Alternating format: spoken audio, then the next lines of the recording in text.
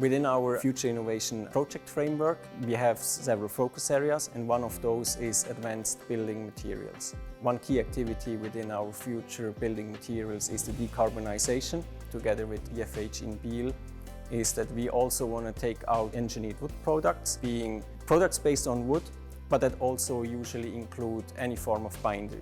The big driving force for us is to reduce the carbon footprint of our products, of the products of our customers. We are working at the moment on the development of a new class, new type of adhesives. These adhesives are typically used for wood-based composite, for plywood, for particleboard, for fiberboard. We want to replace fossil-based adhesives by mineral-based adhesives. You can have a plywood, you can have MDF, HDF boards, and usually the remaining factor within this already quite sustainable products, you still have the binder, which usually still contains a lot of CO2.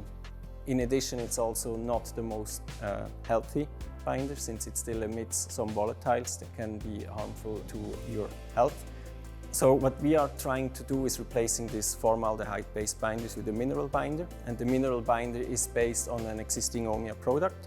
So I'm doing the formulation of our mineral binder, apply it onto the veneers. We make plywood out of it, and then of course further on testing those panels onto the mechanical and physical properties. So one, for example, is to measure the shear bonding strength. So it's a characterization of the glue line of the plywood. Others is like bending tests, so Young's modulus of elasticity. So this is a very important test that we need to do in order to understand certain mechanical behavior of a material.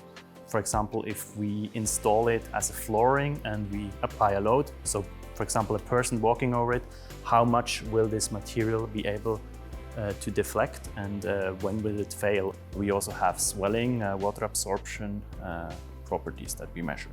There are many benefits of working together with academia or in general with external parties. One of them, for instance, is that we get exposure to scientists that are real experts on their respective fields, so we get a lot of technical know-how from outside that we can profit from.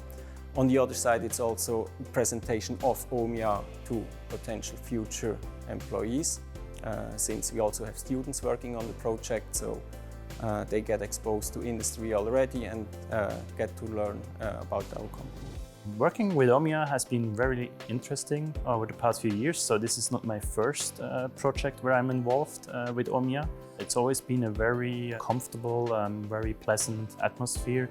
They are very open for innovation and also very supportive on our experiments. And it has been a very dual-sided collaboration.